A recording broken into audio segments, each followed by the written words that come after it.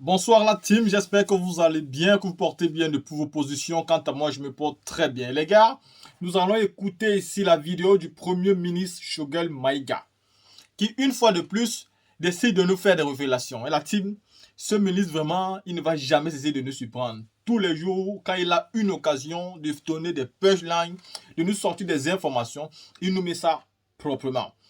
L'information est donc sortie.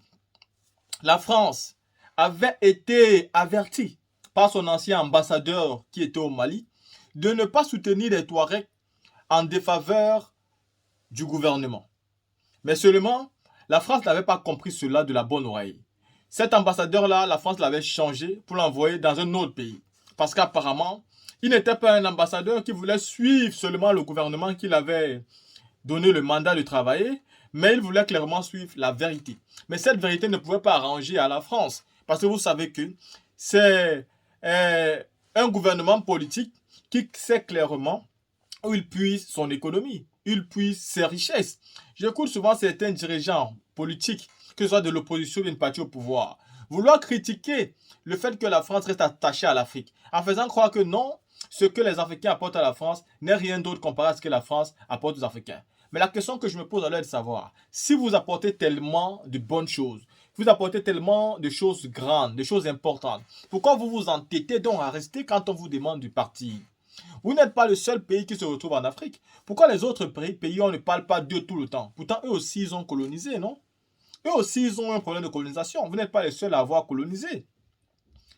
Beaucoup d'autres pays ont colonisé. L'Angleterre a colonisé, la Belgique a colonisé, le Portugal a colonisé, l'Espagne a colonisé. Mais est-ce qu'on parle de tous les jours? Non.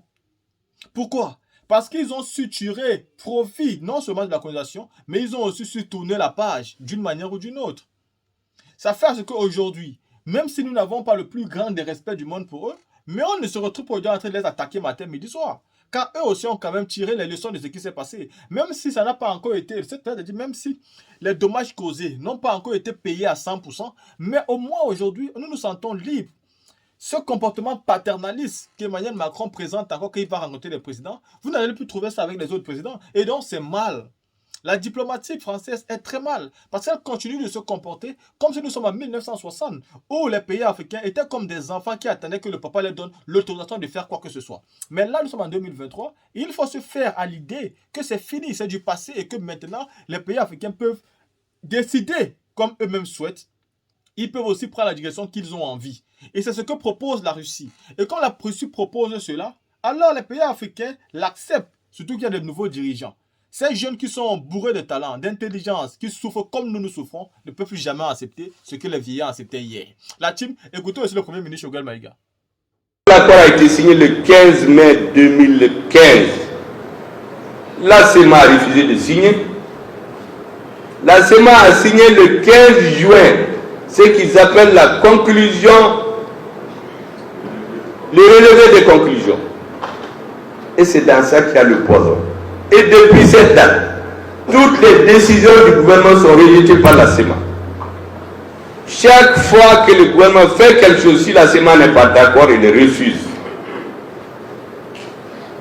On prend des militaires de la rébellion qui sont à la retraite, ils adhèrent à la CEMA, on dit qu'il faut les nommer généraux. On dit de donner la liste des combattants de la CEMA. La CEMA refuse de les donner. On va, on vient, les rapports de l'ONU, les militaires sont là. Ce qui manquait au Mali, c'est une équipe de gens qui ont une claire conscience de leur rôle et de leur mission historique. Restituer au peuple malien son honneur et sa dignité. Les militaires maliens n'attendaient que ça. Au Dekera en 2020, les militaires maliens ont sécrété des monnaies dignes qui ont eu, avec une alliance politique, où nous faisons les monnaies où faisons les qu'est-ce qu'ils ont décidé? Nous avons dit qu'aussi longtemps qu'on n'aura pas inversé les rapports de force militaires sur le terrain, tous les discours sont destinés à nous anesthésier en attendant le réveil brutal de la division du Mali. Récemment, le ministre français les cornus, a fait une sortie malencontreuse, hasardeuse, pour dire que dans les mois à venir, le Mali sera divisé. Le gouvernement lui a répondu du tic au tac à travers le ministre porte-parole du gouvernement. Mais en réalité, beaucoup de Maliens, on s'est réveillé à midi pour constater ce qu'il a dit. Mais ces gens-là, ils sont réveillés depuis 6h30. Nous, on vient à midi se plaindre. Je vais vous donner des exemples qui montrent qu'ils ont dit ça il y a plus de 10 ans. Nous, on était en train d'applaudir pendant ce moment. Est-ce que vous savez que le 24 janvier 2012, le ministre des Affaires étrangères d'Alain Juppé, de Nicolas Sarkozy, Alain Juppé, il dit sur les antennes, le MNLA est en train de remporter d'incontestables succès dont il faudra tenir compte. Ça, c'est au moment où on a assassiné les soldats maliens à Guelor. Plus de 80. Il dit, il les vante. Ça, c'est du terrorisme. Des soldats qui n'ont pas d'armes, vous les prenez pour les égorger et les tuer.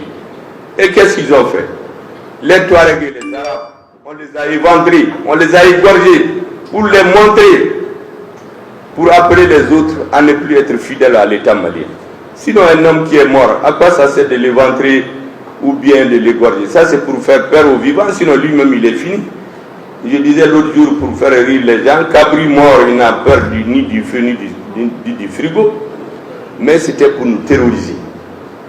Ça, c'était le 24 janvier. Le 2 février, la présidente de la Commission des Affaires étrangères de l'Assemblée nationale française, Elisabeth Guigou, déclare qu'il faut qu'un plan d'autonomie du Nord soit mis en place. Tenez bien, c'est en 2012. Ensuite, lors d'un débat au Sénat, au février 2012,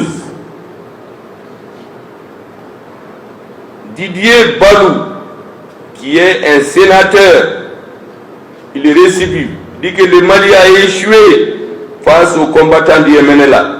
La question de la révolution du peuple de l'Azawad mérite d'être traitée à fond pour une issue définitive.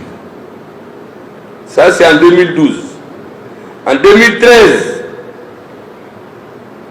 Alain Juppé, le ministre des Affaires étrangères de Sarkozy, il déclare sur les antennes: l'une de mes dernières visites en tant que membre du ministre des Affaires étrangères au Mali, c'est de dire au président Touré de répondre aux demandes d'autonomie des Touaregs. C'est Alain Juppé qui le dit à la télé 2012. Moi, je l'ai noté. Le 3 février 2013, on était déjà dans la transition. C'est en ce moment qu'il dit ça. Et on va plus loin. Vous avez un autre sénateur qui dit qu'il n'existe pas un Mali, mais au minimum deux. Nous avons avec Serval protégé le premier, celui du Sud, au détriment du second, celui du Nord.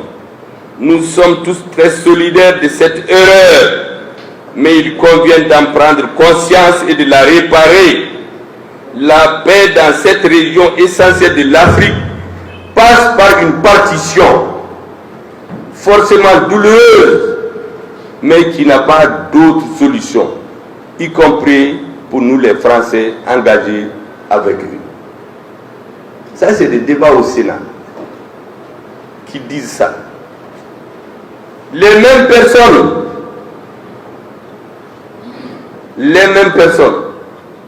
l'ambassadeur de France ici, Christian Rouy, lorsqu'ils ont interdit à notre armée de rentrer à Kidal, il a dit au gouvernement français: ne vous discréditez pas avec ces mouvements. Ils ne sont pas représentatifs du monde touareg. Ils sont discrédités dans l'opinion. Illico Presso, cet ambassadeur, on l'a relevé. On l'a remplacé par qui? Qui, vous imaginez, beaucoup l'ont peut-être oublié, il s'appelait Jules Huberson. C'était l'officier de liaison de la direction des services d'espionnage français avec le MNLA. C'est lui qu'on a nommé ici ambassadeur. Moi, je l'ai reçu dans mon bureau en 2013, mais je l'ai fait sortir vraiment avec de très belles paroles en lui disant qu'il se trompe de pays. Mais en ce moment, il y avait une autre direction à la tête du pays. Il paraît qu'il est allé se faire prendre dans des affaires malsaines. Parce que d'ici, on l'envoie en Côte d'Ivoire, après ailleurs, je ne sais même pas où est-ce qu'il est. Parce qu'au Mali, il y avait un réseau ici de dirigeants politiques et lui-même qui travaillaient contre le Mali. Moi, je le savais. Mais en ce moment, la voix n'était pas audible. Il y avait un vacarme. Personne n'entendait ce qui se faisait. Plus tard, lorsqu'une délégation des Nations Unies est venue ici, ils ont rencontré les députés. Il y avait l'ambassadeur de France, Gérard Haro. Lorsqu'un député de l'Assemblée nationale lui a demandé pourquoi on ne fait pas la guerre au terrorisme, écoutez ce qu'il a dit. L'aménagement ne s'engagerait pas dans une guerre. Si le Mali s'y engage, il va perdre. C'est ce qu'il a dit aux députés. Et tout le monde s'est tué à l'Assemblée. Et comme par hasard, quelques jours après, on a un gouvernement qui va à Kidal pour livrer les Maliens. Manifestement, une manipulation de ces services. On a égorgé les préfets, les sous-préfets. Ceux qui sont allés ont couru pour aller se cacher dans l'aménagement. Les soldats maliens ont perdu la bataille. Mais plus tard, notre président, n'ayant pas le courage de dire la vérité, il dit qu'il y avait anguille sous roche. Qu'il y a quelque chose qu'ils n'ont pas compris. C'est notre président qui le dit dans Jeune Afrique. Mais le plus grave, c'est que les soldats qui se sont réfugiés à l'aménagement, quand l'armée malienne a voulu récupérer leurs armes, imaginez-vous, le chef d'état-major de l'aménagement, un général français, Hervé Gomard, dirigeant des forces spéciales, qui est en train aujourd'hui d'écrire ses mémoires. Moi, je suis en train de les lire. Qu'est-ce qu'il a dit aux militaires maliens? Il leur a dit ces armes, c'est un butin de guerre qui appartient à la SEMA et non pas à l'armée malienne. On ne peut vous les donner qu'avec leur autorisation. Ça, c'est fait en 2014. Le responsable politique qui était à la base de ça, je l'ai entendu dans les médias dire, si quelqu'un dit que la France a empêché le Mali de rentrer à Kidal, il a menti. C'est lui qui a menti. Parce que récemment encore, je l'ai entendu dire dans les médias, au moment où je partais à Kidal, l'ambassadeur de France et celui des États-Unis m'ont demandé est-ce que j'ai l'autorisation de la SEMA. C'est récemment qu'il dit ça. Mais c'est trop tard. On a tout compris maintenant. Grâce à notre vaillante armée. Et on continue. On signe l'accord le 15.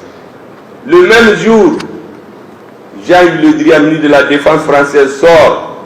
Il dit les Maliens ont tout fait pour vivre ensemble. Ils ne peuvent pas vivre ensemble. Ça veut dire qu'il faut les séparer.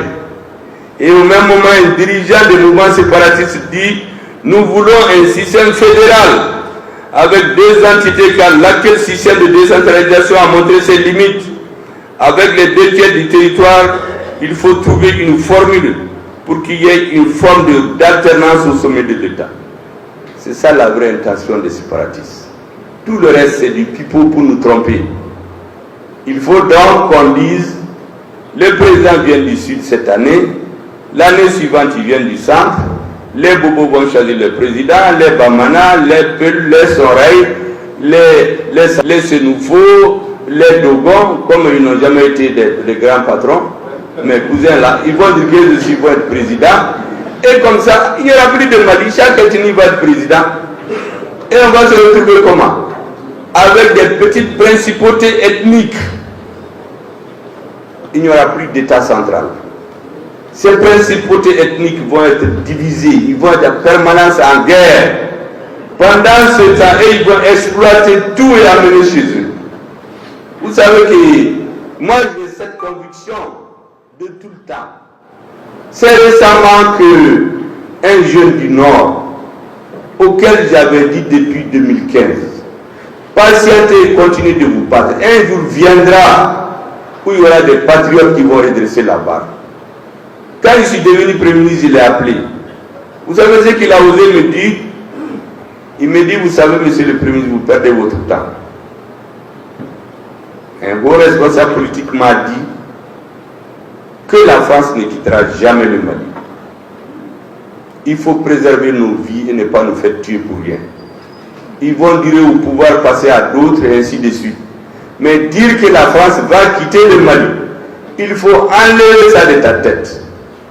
Parce que lui a-t-il dit, ce qu'il y a seulement dans le sous-sol de Ménaka est supérieur à ce qu'il y a dans certains pays du Golfe. Donc ils ne quitteront jamais.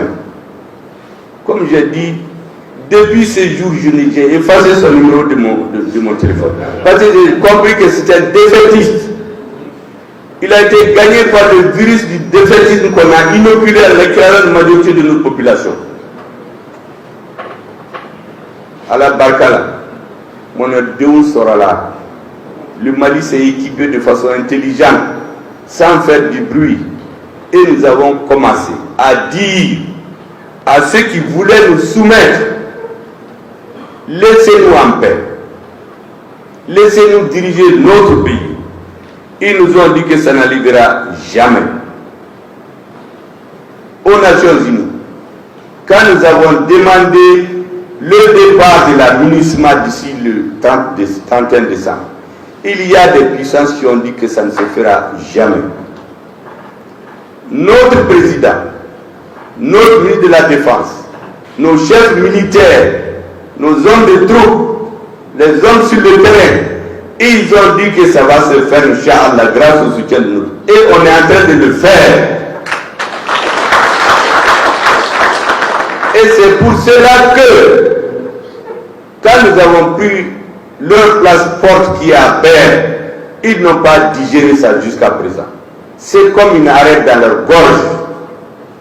Ils ont décidé de terroriser les populations de Gao, de Tombouctou, de Bamba de Raous. Mais quand on a tué des milliers de personnes à Tombouctou, à Gao, à Raous, partout, qui a entendu un seul média extérieur envoyer même des messages de condoléances, compatir avec notre peuple? Ces organisations de droits de l'homme, où étaient-elles? Personne n'a parlé. Les mêmes qui nous avaient dit quelques mois avant qu'ils avaient vu l'armée malienne éliminer le tiers de la population de Moura en une nuit, parce qu'ils ont vu des satellites qui étaient sur des orbites je ne sais où, ou des témoins escrocs que personne n'a vus, à partir de leurs témoignages qui font un rapport. On n'a pas entendu ces organisations. À partir de ce moment, les Maliens doivent comprendre. Personne ne viendra faire le Mali à notre place. Tous les Maliens qui sont en train de dire « Ah, cherchons la paix ». Mais on n'a jamais refusé la paix. Même aujourd'hui, on le dit, on tend la main à tous nos parents. Évitons l'amalgame. Protégeons les Touaregs et les Arabes fidèles à la République. Arrêtons la prime à l'impunité. Ces gens qui organisent la guerre, la mort, ils ont des châteaux à Bamako, ils ont des piscines, leurs enfants sont dans les écoles, mais à Kidal, ça fait des années. Menaka, Taoudeni, Gao, des années, les gens n'étudient pas. Ils ont ramené la crise au centre du Mali pour que les Togo et les Peuls se tuent. Ce n'était pas dans la mission de l'administration au départ.